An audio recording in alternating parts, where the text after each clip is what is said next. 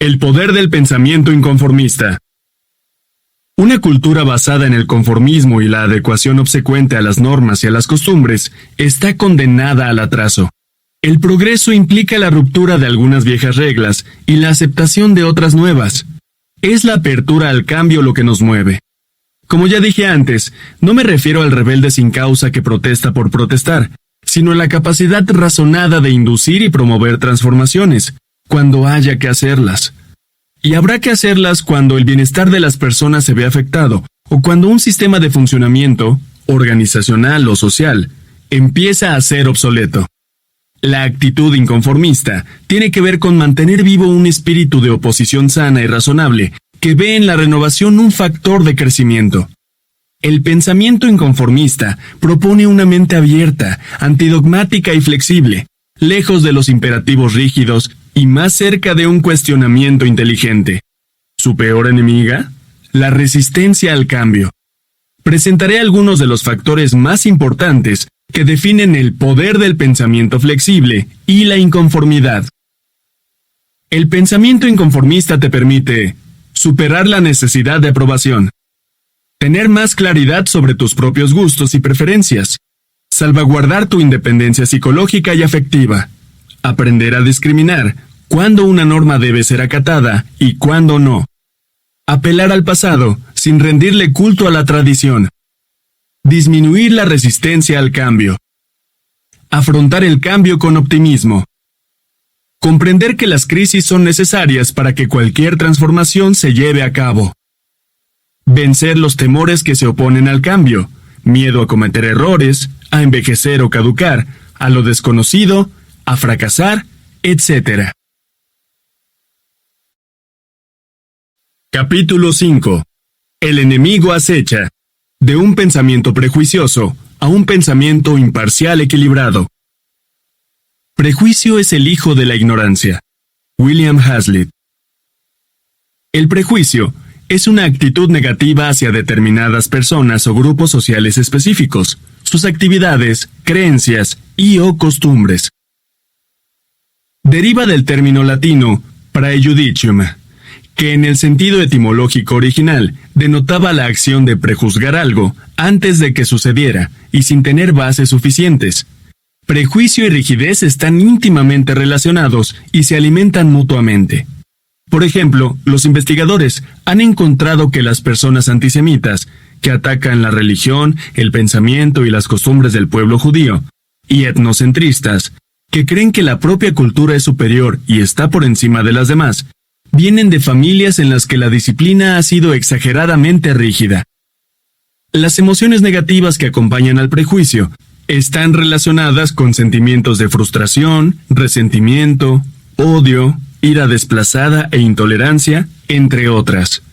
El pensamiento prejuicioso es la mezcla perfecta entre estupidez y peligro. Te odio por algo que supongo haces o tienes, pero no estoy seguro. Un paciente me consultó en cierta ocasión por su alto grado de agresión y hostilidad hacia los demás. Además de otros factores, pude detectar en él una cantidad enorme de prejuicios. Permanentemente subestimaba a la gente que lo rodeaba, detestaba la empresa, el barrio y la ciudad donde vivía, y peleaba con todo el mundo. La principal estrategia de intervención que se decidió fue que tuviera contacto con los de abajo, los malos, los ineficientes, los de mal gusto, los perezosos y los de dudosa procedencia. Lo que se pretendía era que pudiera establecer algún tipo de nexo con los grupos y las personas excluidas por él, y que a partir de esa experiencia intentara evaluarlos desde una óptica más realista. Al principio no fue fácil porque temía exponerse al escarnio de los supuestos enemigos. Sin embargo, gracias a esas aproximaciones, descubrió que al no atacar a los demás, la gente era más amable con él, y que al calibrar los juicios, sufría menos. Consecuente con lo anterior, mejoró su trastorno de sueño, la irritabilidad y la ansiedad anticipatoria. Cuando decidió darle una oportunidad a la gente que no soportaba, a los grupos que subestimaba y al mundo que odiaba, el pensamiento rígido y prejuicioso se fue haciendo paulatinamente más flexible y tolerante. Obviamente, otras técnicas también ayudaron a que el paciente evolucionara favorablemente, pero lo clave, Lo que en verdad produjo una transformación sustancial en su filosofía de vida fue la eliminación de los prejuicios. El prejuicio, un monstruo de 3 cabezas. Supongamos que alguien muestra una evidente hostilidad contra los gitanos. Aclaro que no tengo nada contra ellos y que solo es un ejemplo. No los quiere, le molesta profundamente verlos o encontrárselos en la calle, y que además piensa que son sucios, ladrones y vagos. También está convencido de que deberían vivir en guetos o en áreas suburbanas delimitadas por muros y alambradas. Su aprendizaje social estuvo marcado por una educación bastante xenofóbica, fobia a los extranjeros y etnocéntrica. Las instrucciones familiares eran: no te juntes con ellos, cuidado que son peligrosos, ellos son distintos, nosotros somos de otra cuna, ellos son muy raros, son paganos, practican magia negra, y cosas por el estilo. Con el transcurrir de los años, nuestro personaje ha creado 3 estructuras mentales o esquemas interactuantes que conforman el monstruo interpersonal prejuicioso. 1. Un estereotipo infundado. Los gitanos son ladrones y con poderes extraños. Una creencia irracional que no tiene más fundamento que la habladuría. Vale la pena destacar que no todos los estereotipos son simplificaciones arbitrarias. Algunas generalizaciones tienen fundamento y nos sirven para agilizar la toma de decisión. Verbigracia, los japoneses son ceremoniales, los intelectuales son buenos lectores, los introvertidos evitan la estimulación muy fuerte. El problema ocurre cuando se nos va la mano y extendemos más allá de lo razonable algunos rasgos y sobregeneralizamos. Verbigracia, los viejos son débiles, los jóvenes son irresponsables, los negros son violentos, las mujeres no saben manejar. Existe toda una tipología discriminatoria creada por la cultura que transmitimos en los procesos educativos. 2. Un sentimiento de miedo y hostilidad contra ellos. Debo estar alerta, los odio, no los soporto. Este sentimiento de fastidio y antipatía está íntimamente relacionado con la creencia que define el estereotipo y no puede desligarse de él. 3. Un comportamiento discriminatorio.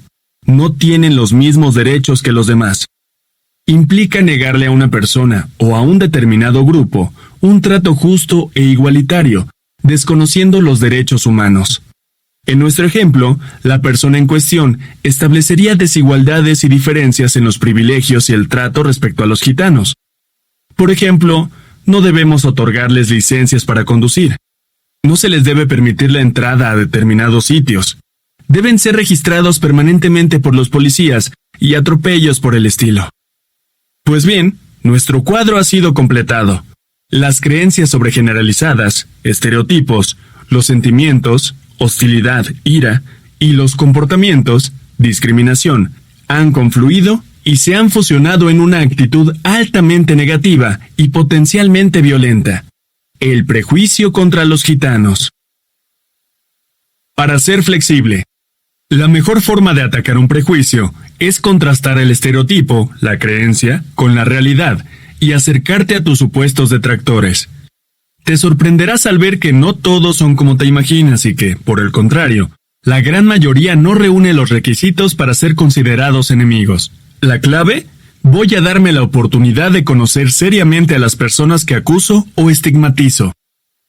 Ser flexible es no dejarse llevar solamente por las impresiones o por una educación excluyente y enfermiza. Consigue la Declaración Universal de los Derechos Humanos. Léela, estúdiala y trata de ponerla en práctica. Que sea uno de tus textos de cabecera. La mente flexible no rotula ni categoriza a las personas. Siempre deja un espacio para que la información correcta pueda entrar al sistema. Pregúntate, ¿estás libre de prejuicios? ¿Tirarías la primera piedra? Y si eres víctima de la discriminación por parte de otros, no te resignes. Deja sentada la protesta, señala el error o la mala intención. No dejes que los rótulos que te cuelgan definan tu esencia. Algunos ismos tristemente célebres. 1. Racismo, prejuicio racial. Cualquier teoría que defienda la superioridad biológica o intelectual de unas razas sobre otras. ¿De qué se alimenta? De la xenofobia y el etnocentrismo.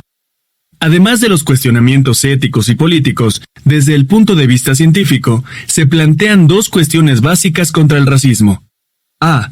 Desde la óptica biológica evolucionista, no existen razas puras. Así resulte molesto para algunos, tenemos el mismo origen genético. Y B. Todos los datos disponibles muestran que no existen diferencias significativas entre los cocientes de inteligencia de diferentes grupos étnicos.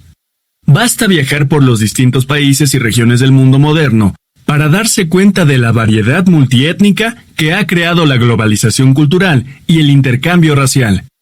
Como dice el psicólogo social Myers sobre el famoso golfista Tiger Woods, somos nosotros, no la naturaleza, los que denominamos a Tiger Woods afroamericano. Su ancestro es 25% africano, o asiático-americano, también es 25% tailandés y 25% chino, o incluso nativo americano u holandés, tiene una octava parte de cada uno. ¿Hasta dónde todavía nos influye la pigmentación de la piel? ¿Qué tan conscientes somos de ello?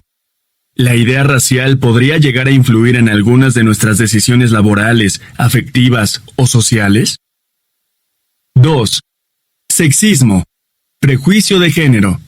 Cualquier teoría o discurso que defienda la superioridad, verbigracia, biológica, intelectual, social, de un sexo sobre otro. El feminismo ha mostrado hasta la saciedad que la discriminación femenina estaba fundamentada en prejuicios pseudocientíficos y políticos.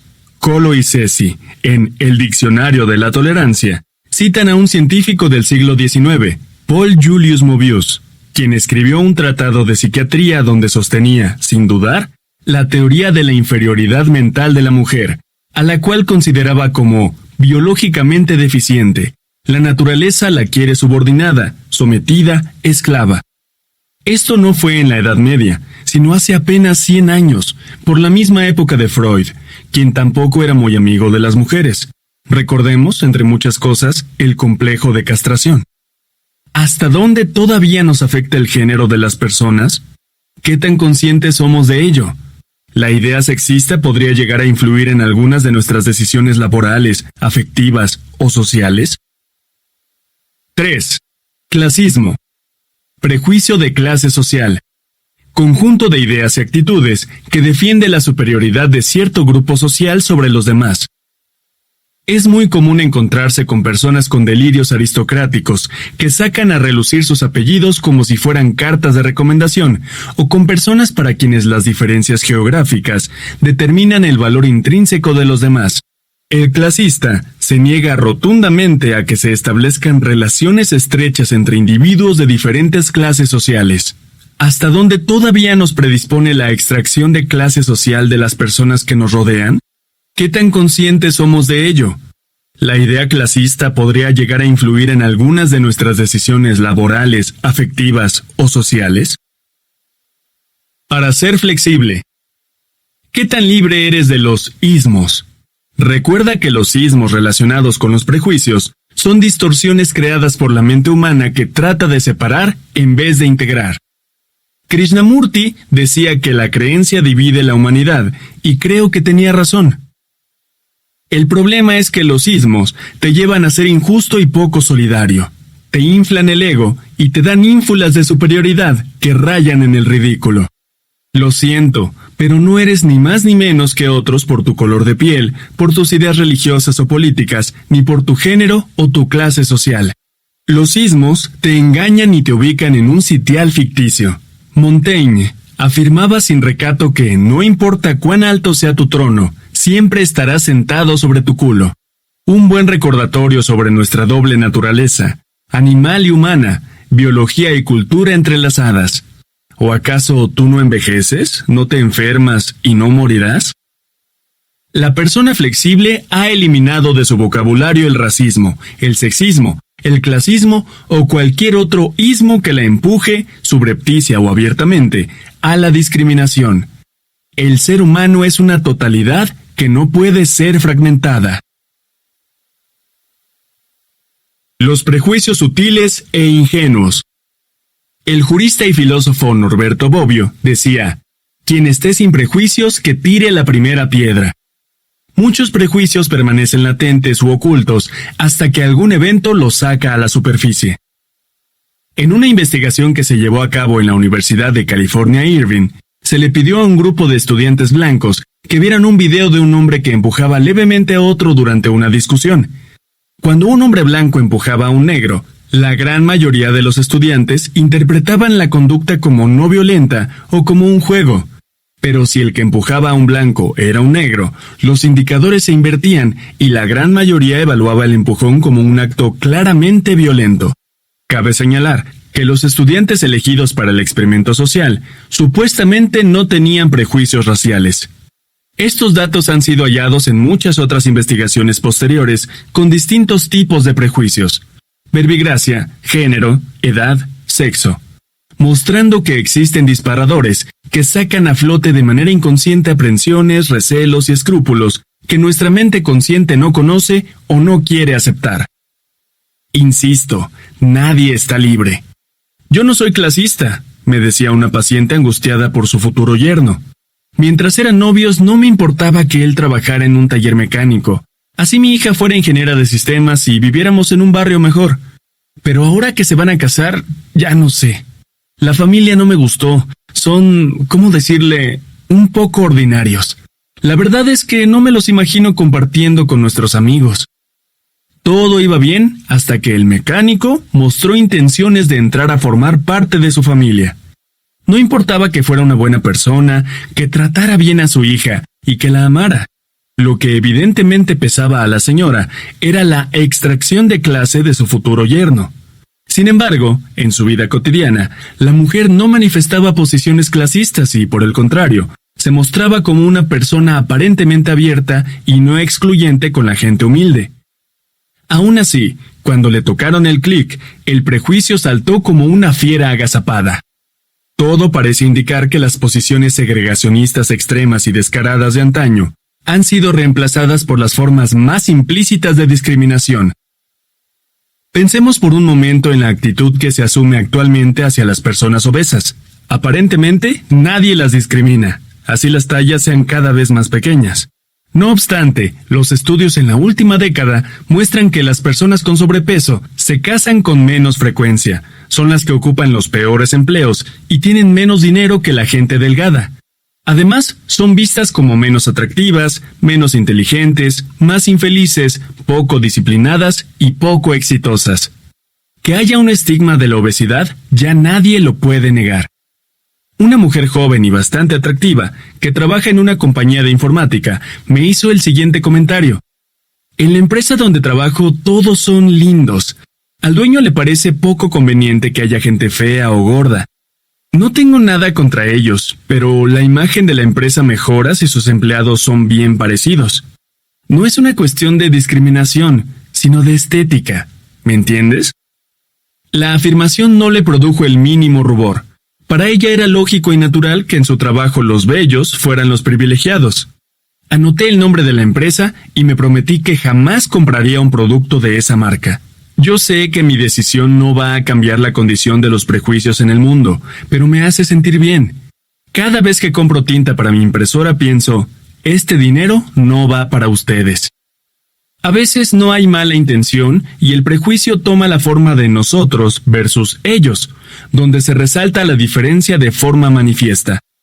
Esta conversación la escuché en un supermercado de un país latinoamericano, mientras hacía fila para pagar. ¿Usted de dónde es?, pregunta la cajera a un hombre. Soy australiano, responde el señor. Sí, me había dado cuenta de que no era de aquí, porque es muy alto y rubio. Además tiene la piel blanca, llena de pecas y se viste raro. Sí, claro, dice el hombre mirándose a sí mismo, tratando de buscar lo raro. ¿Y hace cuánto vive en el país? 12 años. Ah, pero entonces ya es de los nuestros. En menos de un minuto, la mujer, posiblemente sin mala intención, le recordó que no era de allí, que su vestimenta era extraña y que su pigmentación era distinta, pero que de todas maneras esas características eran aceptadas por el tiempo de permanencia en el país. En ocasiones, el prejuicio que aparece en la guerra de las diferencias impide a las personas o a las empresas crecer en lo que hacen. Recuerdo el caso de un amigo que trabajaba en una importante fábrica de refrescos y se prohibía a sí mismo probar otras marcas como una forma de lealtad empresarial. Para él, ningún refresco de la competencia estaba a la altura. Más aún, cuando se le pedía que le hiciera una crítica a su empresa, inmediatamente señalaba las fallas de las otras. En cierta ocasión le dije, ¿cómo hacen para mejorar el producto si magnifican lo propio y minimizan lo ajeno? ¿No deberían ser más autocríticos? Su respuesta fue tajante. Esto no se trata de autocrítica, sino de fidelidad. ¿Fidelidad a quién? ¿A la empresa? ¿A los patrocinadores? ¿A la junta de accionistas? ¿A la estampilla o cualquier otro símbolo que identificara la agrupación financiera a la cual pertenecía? Como si la amistad o la adherencia a una colectividad implicara una curiosa forma de ceguera parcial. Yo pienso que debería ser similar a lo que hacemos con nuestros hijos. Los criticamos porque los queremos, no importa que sean parte nuestra. El etnólogo italiano Vittorio Lanternari relata dos antiguos mitos donde el prejuicio aparece de manera clara y explícita.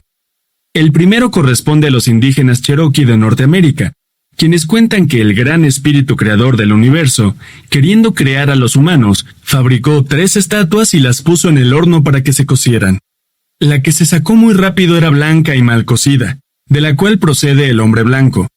La segunda estaba cocida a punto, de color rojizo, y de allí descienden los indígenas americanos. Y la tercera, por olvido del gran espíritu, se pasó de cocción y quedó negra, de la cual deriva el hombre negro. De las 3 razas que fueron creadas en América, queda claro que para los Cherokee, la más dotada y agraciada es su estirpe indígena.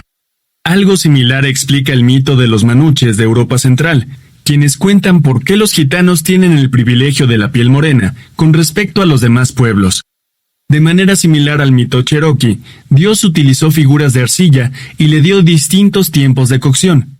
La que fue extraída demasiado pronto dio origen al hombre blanco. La que se dejó cocer demasiado engendró al hombre negro. Y cuando mantuvo el tiempo adecuado de cocido, nacieron los gitanos justos y perfectos. Para ser flexible, te invito a que te observes y que trates de descubrir tus versiones ocultas hacia otros individuos o grupos. Busca y explora en tus intereses personales. Trata de sacar a flote tus mini prejuicios. Identificarlos te permitirá no lastimar a nadie y vivir en paz contigo mismo. Cuestiona esas discriminaciones, confróntalas, somételas a la lógica. En cierta ocasión, viajé con un amigo a la selva del Chocó en Colombia, para estar unos días con los indígenas cholos. De regreso, mi amigo me hizo el siguiente comentario. ¿Te diste cuenta que ellos piensan como uno? Y no lo decía peyorativamente. En realidad, casi siempre pensamos en los demás como distintos. Es decir, no piensan, no sienten y no sufren igual a uno. Pero no es así. Nos sorprenderían las similitudes, además de las diferencias. Por ejemplo, la muerte de un hijo, a excepción de unas pocas culturas, produce exactamente el mismo dolor para los padres. Ser flexible es detectar y resolver los prejuicios sutiles y entender que ellos intoxican nuestra mente profundamente.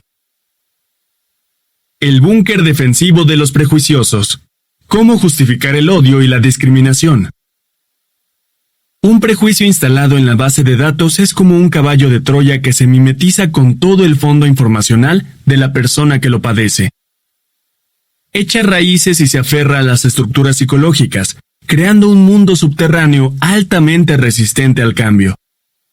De la mano de la rigidez, el pensamiento prejuicioso organiza la forma de perpetuar los estereotipos, los sentimientos de hostilidad y la discriminación. Siguiendo los modelos recientes en terapia cognitiva, podemos identificar, al menos, 5 sesgos o distorsiones que terminan alimentando al monstruo y haciéndolo cada vez menos poderoso. A. Inferencia arbitraria. La apariencia te condena. B. Catalogar o rotular a las personas. C. Polarización caprichosa. Los otros son todos iguales. D. Sobregeneralización. Y E. Siempre alerta o la paranoia del fanático. Inferencia arbitraria. La apariencia te condena. Esta distorsión implica saltar a conclusiones a partir de premisas falsas con relación a determinadas personas o grupos. Por ejemplo, los que se hacen tatuajes son personas poco confiables y potencialmente violentas. Mi futura nuera se hace tatuajes, entonces debe ser una mala opción para mi hijo. Esas eran las razones que daba una de mis pacientes para rechazar terminantemente a la novia de su hijo. Una vez le dije: yo tengo amigos tatuados y son buenas personas. ¿Por qué no le deja un espacio a la duda razonable? Se quedó pensando un rato y respondió: no sé, puede que sí, pero de todos modos son gente rara y distinta a uno, otros valores, otra manera de ver el mundo. Me dijeron que la mamá de ella también tiene tatuajes. La cosa estaba clara para ella, hasta que supo que el hijo dejó embarazada a la chica marcada. Eso produjo dos reacciones encontradas en la señora. Una profunda angustia, como si el nieto o la nieta fueran a nacer tatuados, y a la vez, una aproximación positiva a la nuera, al ver que necesitaba ayuda con el embarazo. En este caso, afortunadamente, la fuerza del intercambio pudo más que la fuerza del prejuicio.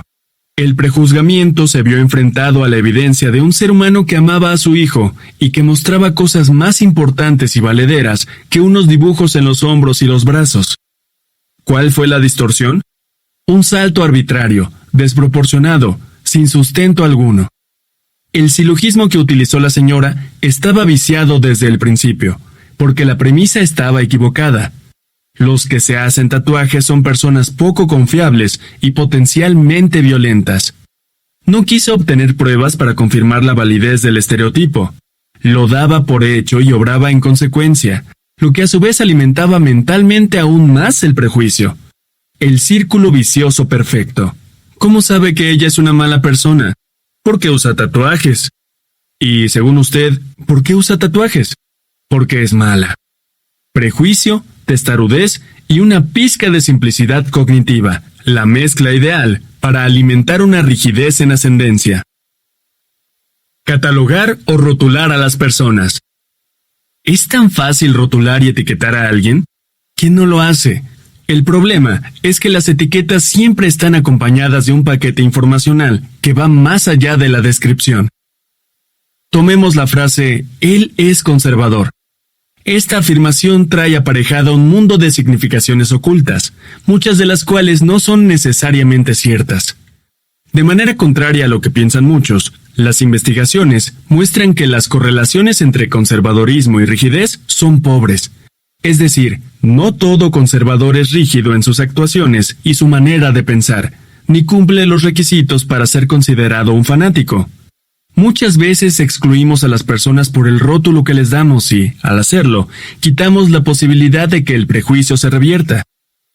Obviamente no estoy diciendo que debamos invitar a Drácula a las campañas de donación de sangre, o a un asesino en serie al cumpleaños de nuestro pequeño hijo.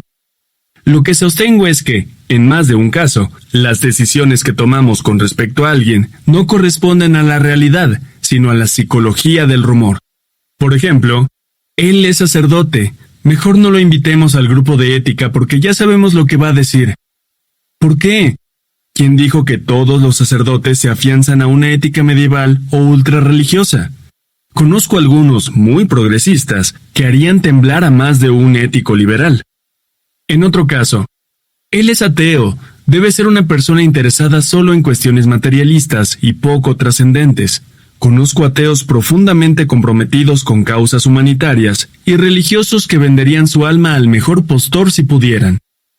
Hace unos años, durante la época navideña, tuve una confrontación amigable con el director de un colegio, la cual reproduzco en lo sustancial, apelando a mi memoria. No creo que debamos invitar al señor Pedro a la fiesta de los niños pobres del barrio porque es ateo, me dijo el director. ¿Y eso qué tiene que ver?, respondí con sorpresa. Yo lo conozco y sé que a él le gustaría mucho asistir y colaborar. Sí, pero usted sabe, esa gente no es muy dada a este tipo de actividades. Además, él manifiesta abiertamente su ateísmo. Bueno, al menos no es hipócrita. ¿Usted piensa que por pensar lo que piensa debe ser alguien con poca sensibilidad social? Pues, ¿qué quiere que le diga? La ausencia de Dios, me susurró en tono confesional. Para serle sincero, no estoy de acuerdo, objeté. La caridad o la compasión no son patrimonio de las religiones. Tampoco pienso que creer en Dios sea el único vehículo para acceder a una conducta ética. Quizás usted tenga razón, pero creo que no debemos mezclar cosas que no son compatibles. A esa reunión irá gente piadosa que cree en Dios. Habrá actividades religiosas y una ceremonia. Podría ser incómodo. Si le parece, él podría no participar en las actividades religiosas, si eso le preocupa. ¿Realmente cree que a los niños les importen mucho las creencias religiosas de las personas que les brindan amor? ¿Por qué no se da la oportunidad de conocerlo y verá que es una buena persona? Prefiero no invitarlo. Creo que así todos estaremos mejor. Y no lo invitó. La obstinación prejuiciosa en plena acción. No y no. Negarse a revisar la actitud y no darle una oportunidad al señalado. Dogma y prejuicio van de la mano. Por eso es tan fácil encontrar el sectarismo en ambientes dogmáticos y exclusivistas, encabezados por algún líder carismático con toques de divinidad. La rotulación intenta definir a alguien sin conocerlo y sin darle la oportunidad de mostrarse como es. De esta manera, el prejuicio hace curso y se instala con toda su fuerza. Ya está todo dicho. Tu origen, tu ideología, tu sexo, tu religión o lo que sea, te define de una vez para siempre. El prejuicio nos cuelga un cartel y nos ubica, casi siempre, en el grupo de los no deseables. Polarización caprichosa. Los otros son todos iguales. El pensamiento dicotómico o polarizado atraviesa todo el trasfondo de la mente rígida. En el caso del prejuicio, eliminar la posibilidad de los puntos medios y los grises conduce a reafirmar las opiniones radicales. Si digo, las lesbianas lo único que quieren es sexo, fortalezco el prejuicio, porque elimino de manera radical los matices. A veces, en ocasiones, algunas lesbianas. Lo único significa nada más, o probabilidad cero para cualquier otra opción. Por ejemplo, si afirmo que los adolescentes siempre buscan el placer por el placer, y me creo realmente tal afirmación, interpretaré que todas las conductas de los jóvenes están guiadas por el hedonismo y el desenfreno. Cuando generamos un prejuicio con respecto a alguien o a un grupo, nos negamos a ver las excepciones, porque de hacerlo, el prejuicio empezaría a perder fuerza. Si pienso irracionalmente que los afrodescendientes son agresivos y me reafirmo tosudamente en esa idea, reconocer que existen algunas personas negras pacíficas generaría en mi mente un caos informacional. Tendría que crear varias subrutinas, abrir nuevas carpetas, remover la información de base y revisar esquemas relacionados para adaptarme a la nueva realidad. La existencia de individuos negros pacifistas sería la prueba viviente de que el prejuicio carece de fundamento, es decir, que la generalización no es verdadera y que, por lo tanto, el estereotipo debe revisarse. Pero no es tan fácil, porque los prejuiciosos tienden a resolver las contradicciones teoría-realidad con frases como: bueno, tú no eres o no pareces un verdadero negro, gitano, sudaca, musulmán, etc. En la película La lista de Schindler muestran una manera más salvaje de resolver las contradicciones que ponen en riesgo la creencia prejuiciosa, en este caso antisemita. Una prisionera del campo de concentración le llama la atención al coronel de turno sobre un error que se estaba cometiendo en una construcción por parte de los alemanes. El nazi le pregunta por qué sabe tanto sobre el tema y ella responde que es ingeniera. El coronel le agradece e inmediatamente la manda matar. No podemos dejar que ellos tengan razón. Es mejor eliminar a los inteligentes. Pero hagamos lo que ella sugirió. Confrontar un prejuicio, tal como ocurre con cualquier creencia muy arraigada, produce altísimos niveles de estrés en las personas que lo poseen. En palabras del psiquiatra García de Haro. Por ello, los cambios de creencia suelen ir precedidos de una crisis vital, porque todo se transforma, incluso la esencia de sí mismo. Y la gente siente moverse bajo sus pies el mundo en el que ha creído vivir. Cuando se cambian las creencias, se muere y se renace, según la expresión religiosa. Sobregeneralización. Se generaliza el hecho aislado pensando que si ocurrió una vez, seguirá ocurriendo indefectiblemente. Es el origen del cliché. Se simplifica la realidad por extensión. Por ejemplo, si llegaste tarde una vez, eres impuntual. Si una vez te vestiste mal, tienes mal gusto. Si tal o cual latino robó en un supermercado, entonces todos los latinos son ladrones. Si conoces a un escritor con ínfulas de sabelotodo, concluyes que los escritores no pueden con su ego. Si un soviético se emborracha en un hotel, la deducción es que todos los rusos consumen mucho alcohol. La generalización excesiva puede ser de comportamientos o de personas. Mi pronóstico es que tu comportamiento se mantendrá per secula seculorum. O la conducta de tu amiga separada me demuestra claramente que las divorciadas son un mal ejemplo para las mujeres casadas. Los estereotipos son productos de generalizaciones desmedidas que se sustentan y alimentan de ellas. Siempre alerta, o la paranoia del fanático. Toda guerra se basa en el miedo. Si los otros son mis enemigos, deberé estar a la defensiva y en alerta roja permanentemente para anticiparme al ataque o a la invasión. ¿Invadir qué? Mi territorio, mis costumbres, mis símbolos, mis valores, en fin, mi estilo de vida. Si los negros son asesinos, si los homosexuales son degenerados, si no se puede confiar en la capacidad de las mujeres, si los judíos son responsables de un complot sionista, si los musulmanes representan al anticristo, si los pobres son perezosos y ladrones en potencia, si los de izquierda me van a linchar y los conservadores me van a encarcelar, si los que usan aretes y piercings son drogadictos, si las que usan minifaldas son putas, si los ingleses son colonialistas, los franceses impotables, los alemanes racistas y los napolitanos estafadores, si los ancianos son débiles, inútiles y estorbosos, si los que defienden el aborto son inmorales y los que no lo defienden mojigatos, si los empresarios son deshumanizados, si el ser hombre es definitivamente un lobo para el hombre y la especie humana es perversa, solo para citar algunas opiniones prejuiciosas, estamos habitando el infierno o algo muy parecido. La supervivencia del más apto y la paranoia sostenida serían la mejor alternativa. La vida equivaldría a un holocausto anticipado. Esta es la cruz que deben soportar los que han hecho del prejuicio una forma de vida.